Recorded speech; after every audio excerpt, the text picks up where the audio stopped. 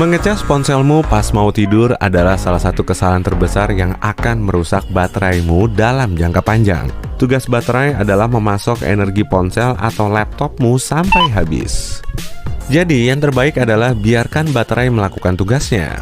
Idealnya, kamu harus menjaga bateraimu terisi antara 20% sampai 80% agar daya tahannya lebih lama. Jangan sampai kamu membiarkan baterai ponselmu hingga 0%, sebab hal itu juga akan membuat bateraimu cepat rusak. Nggak masalah sesekali meninggalkan ponselmu dengan kondisi dicas, tapi mengecas ponsel di bawah sinar matahari adalah kesalahan besar. Baterai akan butuh waktu lebih lama sampai terisi penuh dan lebih cepat menyerap panas, membuatnya mati karena tekanan ekstrim baterai seringkali cenderung terlalu panas. Jadi menaruhnya di bawah sinar matahari ibarat memanggang seloyang cookies terlalu lama.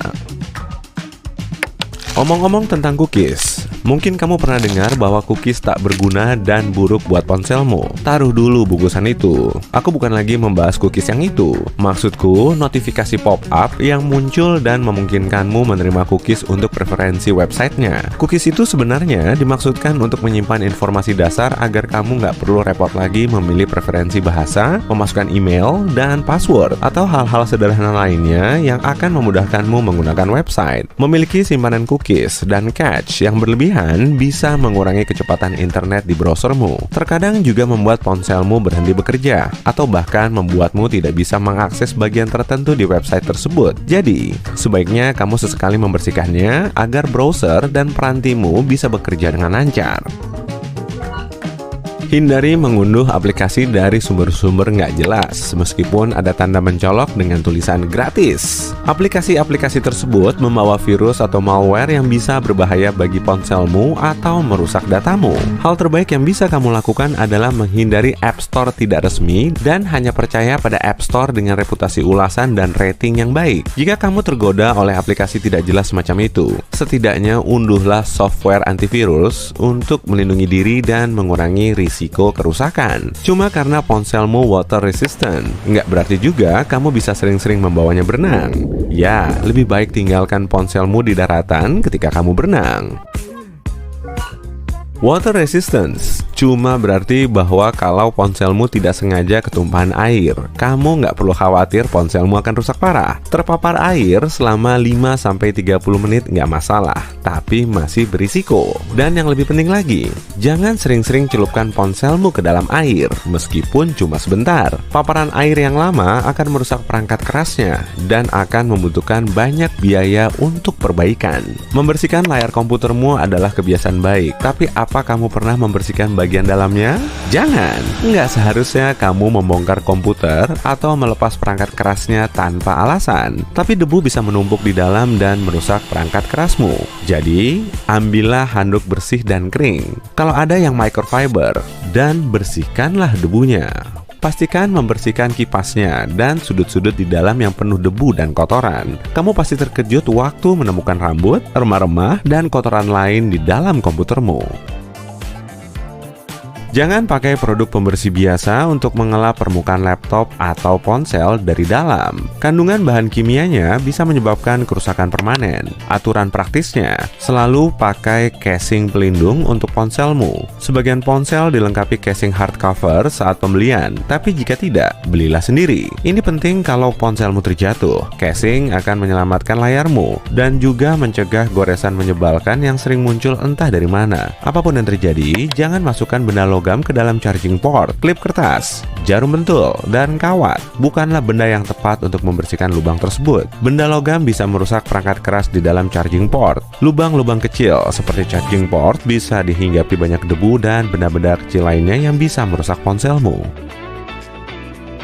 Gunakan benda dari kayu seperti tusuk gigi untuk membersihkan tepinya. Pastikan membersihkan dengan hati-hati. Kalau tidak, kamu bisa merusak beberapa bagian sensitif di dalamnya. Jangan mencoba membersihkan debu dengan meniupnya. Partikel air bahkan lebih merusak daripada benda logam. Jangan bawa laptopmu dengan memegangi layarnya, meskipun hanya jarak dekat. Bodi laptop dibuat karena alasan tertentu. Bodi tersebut bisa menahan tekanan ketika diangkat dan diletakkan di permukaan apa apa saja. Layarnya tipis dan sensitif, serta memiliki engsel yang rapuh yang tidak dibuat untuk menahan jenis tekanan seperti ketika dibawa. Cara membawa laptop yang ideal adalah dengan memegangnya menggunakan dua tangan dan menaruhnya di permukaan yang halus dan rata. Ketika terhubung dengan Wi-Fi umum, selalu pastikan koneksinya sah. Bayangkan ini, kamu sedang duduk di kedai kopi favoritmu dengan banyak kerjaan di tangan dan menemukan ada dua jaringan Wi-Fi independen. Kamu memilih salah satunya dan sampai di landing page di mana kamu diminta memasukkan email, password, dan informasi pribadi lainnya. Aneh. Landing page itu hampir sama seperti halaman yang biasanya kamu buka, tapi kamu melihat beberapa hal yang cukup aneh. Pertama, ada beberapa typo umum di halaman masuk, lalu logo kedai kopi berbentuk piksel. Ini adalah situs mockup yang dipakai orang-orang jahat untuk mencuri datamu.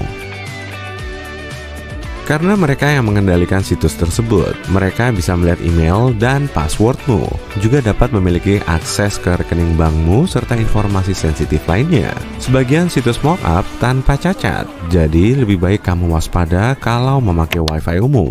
Ketika ada yang rusak, lebih baik diperbaiki di dealer resmi. Mereka sudah terlatih untuk memperbaiki peranti khusus dan bisa menjamin tersedianya suku cadang tertentu dari perusahaan. Bengkel tak resmi bisa merusak perantimu, terutama untuk gawai unik yang cuma bisa diperbaiki oleh pusat resmi. Berhati-hatilah saat memilih tempat untuk memperbaiki gawaimu. Jadi, akhirnya kamu mendapatkan ponsel dengan penyimpanan besar seperti yang telah kamu impikan. Tapi, jangan terhanyut dan memasang banyak sekali aplikasi dan program, atau menyimpan ribuan foto serta video yang mungkin tak akan terpakai. Pastikan kamu tahu apa yang kamu unduh dan simpan di gawaimu. Kamu bisa buka pengaturan dan bersihkan yang tak terpakai di sana. Kalau ini tidak berhasil, ada software pihak ketiga yang memungkinkan kamu membersihkan program atau file tak terpakai tanpa merasa terlalu terikat. Memang sulit untuk menghapus semua itu kalau kamu masih berpikir, "Hey, nanti aku akan butuh itu." Ini semua tentang mengendalikan diri. Tapi, jika faktanya memang kamu butuh sebagian aplikasi itu dan nggak tega menghapusnya, coba simpan dalam hard disk eksternal. Kamu bisa beli yang memiliki penyimpanan beberapa terabyte dan menyimpannya di tempat aman serta bebas rusak. Solusi lain adalah menyimpan video dan foto-fotomu di cloud server agar bisa diakses dari manapun kamu mau. Jika kamu sibuk bekerja dan nggak sempat menyimpan file ke dalam folder yang telah ditentukan, kamu cuma menaruhnya di seluruh desktopmu. Dan setelah beberapa minggu, kamu akan lihat laptopmu menjadi lambat banget. Desktop yang berantakan sebenarnya bisa memperlambat laptop karena inilah antarmuka utama yang menyita semua RAM. Luangkan waktu untuk merapikan file-filemu agar desktopmu bersih dan cepat. Mode malam bukan cuma keren karena bisa mengganti antarmuka aplikasi dan gawaimu, tapi juga sehat. Jika kamu termasuk orang yang matanya selalu nempel di layar ponsel, antarmuka berwarna gelap bisa mengurangi ketegangan matamu dan menjaganya agar lebih nyaman. Beberapa aplikasi populer memakai mode malam sambil tetap menjaga fungsi dan pengalaman pemakai yang sama. Keuntungan lain dari mode malam adalah kamu bisa menghemat baterai lumayan banyak. Jika layar ponselmu jenis OLED atau AMOLED, semua piksel gelap yang nggak bersinar nggak menghabiskan baterai.